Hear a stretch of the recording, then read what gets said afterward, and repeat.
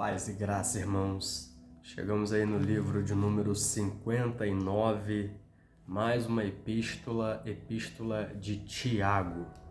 É uma carta muito conhecida, é uma carta que é recheada de instruções práticas para o nosso dia a dia. Ela é classificada como uma das epístolas gerais ou epístola de circulação, porque ela não é destinada a uma igreja específica e nem a uma pessoa específica, diferentemente das cartas de Paulo. A carta de Tiago, ela se concentra em aspectos práticos da vida no dia a dia, e ele vai fazer a relação da fé com as obras, daquilo que nós cremos e a maneira como nós procedemos, como nós praticamos a nossa fé. Esse Tiago aqui, que escreve essa epístola, ele é o irmão do Senhor, é o meio-irmão do Senhor. Lá em João 7, capítulo 7, versículo 5, João vai registrar que no começo nem os seus irmãos criam nele, ou seja, esse Tiago aqui que escreveu esta carta, no começo do ministério de Jesus, ele não acreditava, ele não cria em Jesus. É muito provável que ele estivesse reunido com os discípulos no cenáculo no dia de Pentecostes, quando o Espírito Santo desceu ali sobre os discípulos, sobre aquelas 120 pessoas que estavam ali aguardando a promessa. É muito provável que ele estivesse ali entre os discípulos, porque esse Tiago aqui que escreve essa epístola não era um dos 12 apóstolos. Ele era um meio-irmão do Senhor, que veio depois a se tornar líder da igreja em Jerusalém. Ele era muito respeitado por ser irmão de Jesus. Então ele se converte depois da ressurreição de Cristo. Cristo ele aparece para os discípulos, naquelas indas e vindas durante 40 dias, e ali, nesse momento, Tiago, então, ele crê na ressurreição de Jesus, e ele passa, então, a aguardar a promessa lá no dia do Pentecostes. E qual é o conteúdo, então, aqui na carta de Tiago? Ele começa se dirigindo às 12 tribos que se encontram dispersas, espalhadas ali pelo Império Romano. O nome Tiago, para quem não sabe, é o mesmo nome para Jacó. Jacó e Tiago são o mesmo nome, Jacó em hebraico e Tiago aqui numa forma já grega. Então, ele se descreve como servo de Deus e do Senhor Jesus Cristo. Interessante, irmãos, logo no versículo 2 do capítulo 1, meus irmãos. Ele usa esse termo aqui, meus irmãos, irmãos e irmãs, pelo menos umas 10 vezes aqui na sua epístola. É uma epístola de 5 capítulos, é uma epístola que não é tão grande, e mais de 10 vezes ele usa o termo irmãos, para você ver a simplicidade com que ele se dirigia aos irmãos, mesmo sendo um líder da igreja de Jerusalém, sendo uma pessoa muito importante, respeitada, ele se dirigia aos irmãos como irmãos. Ele não se dirigia como alguém superior. E ele já começa logo dizendo que é motivo de alegria passar por várias provações. Olha só, Tiago, irmão do Senhor, ele nos diz que é motivo de alegria. Mas como que é isso? Alegria passar por várias provações, sabendo que a provação da vossa fé, uma vez confirmada, produz perseverança. Aqui nós vemos o motivo das provas que nós enfrentamos durante a nossa vida. É para gerar em nós perseverança, não é para gerar em nós desânimo, não é para fazer a gente retroceder na caminhada, não é para fazer a gente voltar atrás, não. É para gerar perseverança. Então, quando a gente é provado, a gente deve se alegrar. Ora, a perseverança deve ter ação completa, para que sejais perfeitos e íntegros, em nada deficiente. Mais uma vez, essa palavra perfeito aqui é a mesma palavra lá de Mateus, do Sermão do Monte, onde Jesus diz que, portanto, sede perfeitos, como perfeito é o vosso Pai que está no céu. Perfeito aqui tem um sentido de maduro. Sim, uma pessoa íntegra que não vai ser deficiente em nada. Se alguém de vós necessita de sabedoria, peça a Deus. Peça sem duvidar. Então, ele dá uma série de instruções práticas aqui, dizendo que o irmão de condição humilde precisa se gloriar na sua dignidade, não na sua vitimização, não no seu sentimento de coitadismo, de necessitado, não. O irmão de condição humilde deve gloriar-se na sua dignidade, assim como o rico na sua insignificância, porque para Deus não tem valor nenhum se a pessoa tem posses ou não tem posses, mas sim se ela é uma pessoa de caráter, uma pessoa íntegra. Versículo 12 ele diz: bem-aventurado o homem que suporta com perseverança a provação. Por quê? Depois de ter sido aprovado, receberá a coroa da vida, a qual o Senhor prometeu aos que o amam. Então, é feliz o homem que suporta a provação, sabendo que a provação há de ter uma recompensa. Deus, ele prometeu a coroa da vida. A coroa aqui que Paulo fala, a coroa que Tiago descreve, era aquela coroa, aqueles ramos que eram dados para aqueles que completavam as provas, que completavam as corridas, os Jogos Olímpicos. Então, o vencedor, aquele que chegava na frente, recebia uma coroa. E ele está dizendo que nós, como passamos pela prova, Deus, o Senhor Jesus, ele tem uma coroa reservada para nós. Nós que o amamos, nós que suportamos a prova. Ele continua descrevendo que cada um é tentado pela sua própria cobiça. Então, o âmago, o núcleo, o interior do pecado, ele é gerado pela própria cobiça, pelo desejo daquilo que não é nosso, pelos olhos, a soberba da vida. E ele começa então a descrever uma série de coisas práticas aqui que a gente deve seguir. Ele fala que nós fomos gerados pela palavra da verdade. Ele diz para que a gente seja pronto para ouvir, tardio para falar, tardio para se irar. É por isso que a sabedoria ela se revela naquele que ouve mais do que fala.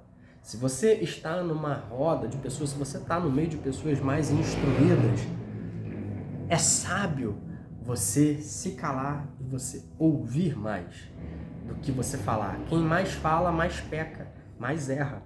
E ele também diz: a ira do homem não produz a justiça de Deus. Nossa indignação, a nossa ira, ela não produz a justiça de Deus. Ele é o Deus de justiça, Ele é o Deus de vingança, Ele é o Deus que sabe dar a cada um aquilo que cada um merece. Por isso que a gente deve depositar nele a nossa confiança e não querer fazer justiça com as nossas próprias mãos, com as nossas próprias palavras, com as nossas próprias atitudes. Capítulo 1 ainda, verso 26, ele diz: se alguém supõe ser religioso, deixando de refrear a sua língua, antes engana o seu próprio coração e a sua religião é vã. Então ele fala do perigo daqueles que falam muito, daqueles que falam aquilo que não deve. E ele fala que a religião pura e sem mácula para com Deus e Pai é visitar órfãos e viúvas nas suas tribulações e guardar-se incontaminado do mundo. Ele termina o capítulo 1 da sua primeira carta falando o verdadeiro sentido da religião. Visitar órfãos e viúvas, aqui ele está falando de duas classes que eram necessitadas, que quando se perdia o chefe de família, quando se perdia o esposo, quando se perdia o pai, perdia aquele que era o provedor, aquele que sustentava a casa. Então eles deveriam receber uma assistência diferenciada. E também guardar-se incontaminado do mundo, das paixões do mundo. Irmãos, capítulo 2 aqui ele começa a falar sobre a parcialidade, sobre a maneira como nós tratamos as pessoas. Aqui ele usa a sinagoga porque ele está se dirigindo aqui a cristãos que são judeus convertidos e conheciam a lei. Ele está se dirigindo às 12 tribos dispersas por todo o império. Então ele está falando aqui dos descendentes de Israel, de Jacó. E ele usa então o termo da sinagoga. A sinagoga que era uma pequena congregação onde os judeus ali se reuniam. E ele fala: se entrar alguém na vossa sinagoga com anéis de luxo e entrar um pobre, você tratar com diferença, você colocar em lugar de honra aquele que está em melhores trajes e colocar lá como no estrado dos seus pés, né? Colocar lá num lugarzinho lá qualquer, você está fazendo acepção de pessoas, e nisso a gente está cometendo pecado. Então nós não devemos fazer acepção de pessoas, nós não devemos tratar as pessoas pela cor da pele, pela sua condição social. Se a pessoa tem um carro bonito, aí você vai lá na garagem, no melhor espaço da garagem, não, você fica aqui. E se a pessoa tem um carro mais velhinho, não, você pode ficar ali no meio da terra, na lama. Isso é acepção de pessoas e isso é pecado. E aí ele fala da relação da fé e das obras. Capítulo 2, verso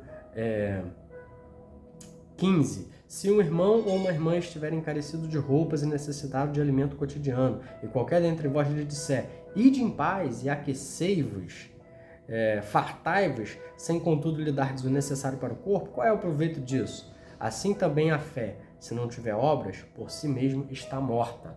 Existe aqui um conflito, um aparente conflito entre o que Paulo diz e o que Tiago diz, porque Paulo ele fala que nós somos justificados por fé somente. Só que aqui Tiago ele traz esse aspecto prático da fé. Aquele que foi salvo, aquele que foi justificado, aquele que recebeu o perdão dos pecados, aquele que nasceu de novo, aquele que é uma nova criatura em Cristo, e essa pessoa diz que crê em Deus, é impossível ela não se comover com alguém que esteja passando necessidade. Se a pessoa está passando fome, ela não tem comida, não tem roupa, essa pessoa que tem Cristo, essa pessoa que tem fé em Deus, ela vai ser tocada a poder ajudar essa pessoa, a não ser que essa pessoa, que a pessoa também não tenha condições. Mas ele está dizendo o seguinte, se nós cremos em Deus, nós também praticamos o bem, nós também ajudamos o próximo, porque se nós dizemos que cremos, mas não fazemos a nossa parte, essa fé não vale de nada e, consequentemente, não vai nos salvar. No capítulo 3, ele fala sobre o uso da língua, que nós não deveríamos querer ser mestres, sabendo que receberemos mais duro juízo, e que se alguém consegue controlar a língua, consegue também refrear o corpo inteiro, porque a língua é uma coisa terrível, né? E ele fala que não deve, a nossa boca não deve falar bênçãos e maldições ao mesmo tempo, de uma só fonte, não pode jorrar águas doces e amargas. No capítulo 4, ele fala dos prazeres, das cobiças do mundo, e ele fala também que o mundanismo ele pode ser vencido com a sujeição a Deus. Capítulo 4, verso 7, ele diz, sujeitai-vos, pois, portanto, a Deus, resisti ao diabo e ele fugirá de vós. Quando nós nos sujeitamos a Deus, quando nós nos submetemos a Deus, a sua vontade, a sua palavra, ao seu ensinamento, a sua exortação, e nós resistimos ao diabo, o diabo ele foge de nós. O crente ele não deve ter medo do diabo, ele deve temer a Deus, se sujeitar a Deus, porque o diabo foge do crente que se submete a Deus. Ele diz, chegai-vos a Deus e ele se chegará a vós. Então, é um imperativo, é uma orientação para que nós nos acheguemos a Deus. Esse é um mandamento, achegai-vos a Deus e ele se achegará a vós. Purificai as vossas mãos, afligi-vos, lamentai e chorai. Converta-se o vosso riso em planto, e a vossa alegria em tristeza. Humilhai-vos na presença do Senhor, e Ele vos exaltará. Aqui está a recomendação para a cura. Afligir, lamentar, orar, jejuar, se humilhar na presença de Deus, para que a seu tempo Ele vos exalte. Capítulo 4, a partir do verso 11 e 12, ele fala para não julgar aos irmãos. Ele fala, irmãos, não falei mal uns aos outros. Eu fico vendo na internet, meu Deus, é tanto crente contra crente, é tanto pastor contra pastor, é tanto youtuber contra youtuber que é cristão, é tanta polêmica, é tanta acusação, é tanta coisa. Parece que no afã de ganhar visualizações, no afã de produzir conteúdos, no afã de alimentar os seus canais no YouTube, eles falam mal uns dos outros, eles acusam uns aos outros e parece que está faltando uma simplicidade da palavra, da Bíblia. Se eu vejo um pastor, se eu vejo um irmão cometer algo, eu não tenho que ir para as redes sociais para expor aquilo, para produzir conteúdo em cima daquilo, ou devorar por ele. Eu não devo julgar, não devo julgá-lo, muito menos expô-lo. Irmãos, não falei mal uns dos outros, e está parecendo que está faltando a simplicidade do Evangelho, a prática da fé, a prática do Evangelho. Por fim, capítulo 5, ele faz uma acusação aqui em respeito dos ricos que defraudavam, que roubavam aqui dos pobres, que arrastavam ele para os tribunais. E o Senhor: eis que o salário dos trabalhadores que ceifaram os vossos campos e que por vós foi retido com fraude está reclamando, e os clamores dos ceifeiros penetraram até os ouvidos do Senhor dos Exércitos. Aqui Tiago está dizendo que Deus ele se importa com a nossa vida cotidiana. Deus ele se importa com o nosso trabalho. Deus ele olha para as nossas causas e Ele que vai julgar as nossas causas. Se a gente sofre injustiça nessa terra, se alguém comete injustiça com a gente, a nossa causa ela está na mão de Deus. E aqui ele dá a recomendação para sermos pacientes até a vinda do Senhor. Tiago, capítulo 5, verso 7. Sede, pois, irmãos, pacientes até a vinda do Senhor, como o lavrador que aguarda com paciência o fruto da terra. Capítulo 5, verso 10. Irmãos, tomais por modelo o sofrimento dos profetas, os quais falaram em nome do Senhor. O sofrimento e a paciência dos profetas. E eis que temos por felizes os que perseveram firmes. Tendes ouvido da paciência de Jó, e vistes o fim que o Senhor lhe deu, porque o Senhor é cheio de terna misericórdia e compassivo.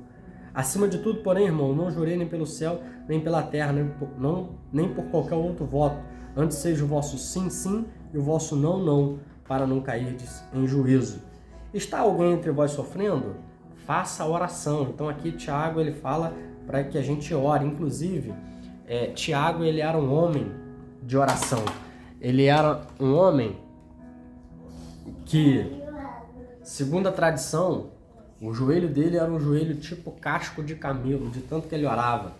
Ele deixou os seus cabelos crescer, ele não bebia vinho, não bebia bebida forte.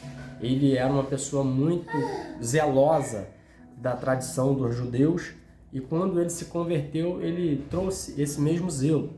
E ele fala aqui sobre a questão da oração, porque ele considerava o quanto era importante essa questão de orar, de estar em contato com Deus. Está alguém sofrendo? Faça a oração. Está entre vós alguém alegre? Cante louvores. Está alguém entre vós doente? Chame os presbíteros da igreja e estes façam oração sobre ele, ungindo com óleo em nome do Senhor. E a oração da fé salvará o enfermo, e o Senhor o levantará. E se lhe houver cometido pecado, ser-lhe-á perdoado. Então ele fala para chamar os presbíteros. Presbíteros aqui são anciãos, são os dirigentes locais da igreja. Então ele dá essas recomendações para que a gente confesse os nossos pecados uns aos outros e oremos uns pelos outros para que seremos curados. Então aqui o confessar não é só para o pastor, não é só para o líder, é confessar uns aos outros. A gente precisa confessar as nossas culpas. É lógico que a gente vai procurar sempre alguém de confiança, alguém que esteja disposto a orar com a gente, alguém que esteja disposto a trazer um conforto para a nossa vida, orar um pelos outros. Elias era um homem semelhante a nós, sujeito aos mesmos sentimentos, e ele orou e não choveu, depois orou e choveu. E ele diz aqui no final: meus irmãos, se alguém dentre vós se desviar da verdade e alguém o converter, sabei que aquele que converte o pecador do seu caminho errante salvará da morte a alma dele e cobrirá multidão de pecados. Tiago ele termina de forma abrupta a sua carta, ele não termina com uma saudação como Paulo, como outros escritores. A epístola de Tiago é uma epístola prática. Segundo a tradição, os fariseus arrastaram ele para fora do templo. Ele foi morto pouco antes do templo ser destruído, e ele foi arrastado ele foi apedrejado e morto a pauladas, porque ele deu testemunho do nosso Senhor Jesus Cristo. Foi um homem que foi zeloso, foi um homem que no começo não cria em Jesus, mas após a sua conversão, ele se tornou um líder respeitado na igreja de Jerusalém. E ele orou dizendo: Pai, perdoa, porque eles não sabem o que fazem. Foi as últimas palavras dele antes dele entregar o seu espírito a Deus. Que nós possamos seguir os exemplos, os ensinamentos práticos da Epístola de Tiago, porque não adiantará de nada dizermos que temos fé em Cristo, dizermos que somos cristãos, se não praticarmos o que ele nos ensinou. Deus te abençoe e até a próxima.